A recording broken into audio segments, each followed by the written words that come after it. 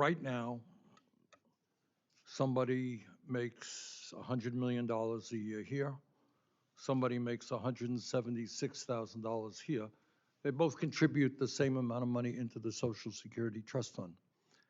If we lifted that cap, as I think most Americans want us to do, starting at 250,000, we could create a solvency for Social Security for the next 75 years and significantly increase benefits for recipients.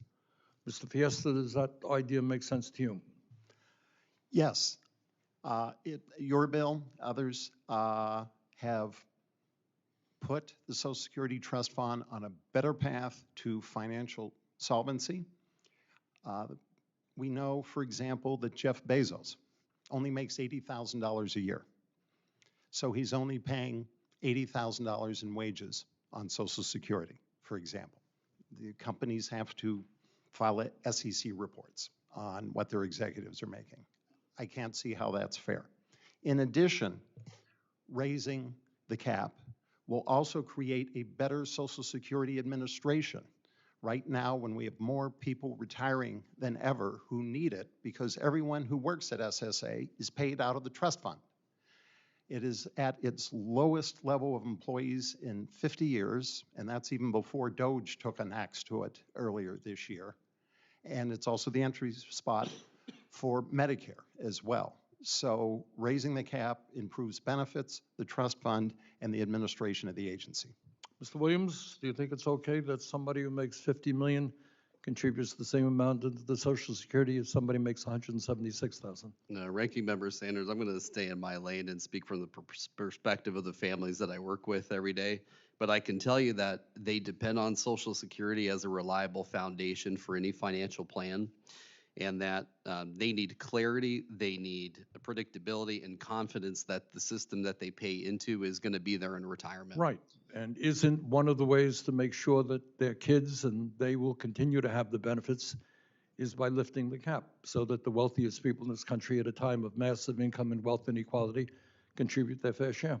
As a practitioner, I welcome additional tools and discussions on how to extend the longevity of Social Security. Mr. Williams, you sound like you should join us up there. You sound like a good politician.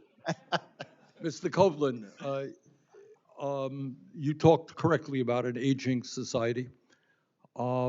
Isn't one way, you got two realities. You got an aging society, but you also have massive levels of income and wealth inequality. Do you think it's okay that somebody who's makes $50 million a year contributes the same amount as somebody makes $176,000 into the Social Security Trust Fund?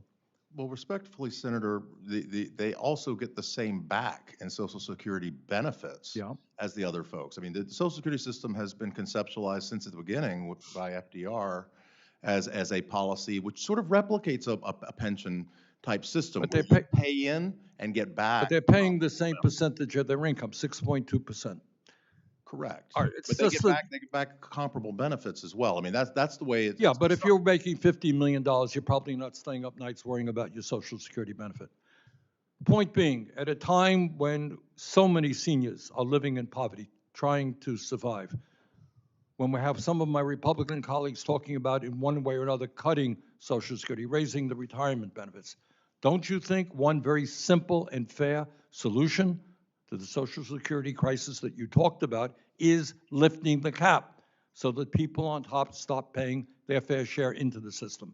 I think Social Security's gotten a lot of support for not being structured as a redistributive program, and you don't even really quite put your money where your mouth is on this policy proposal, because you create this donut where you don't increase the cap for a certain amount of income, and then you start at 250,000, which is obviously politically driven, Senator.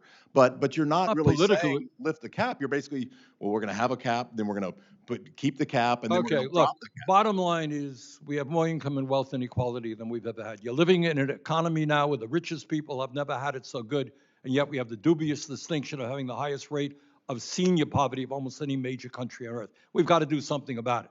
And I think it's time we ask the wealthiest people in this country to start paying their fair share of taxes in general and into the Social Security Trust Fund. Thank you.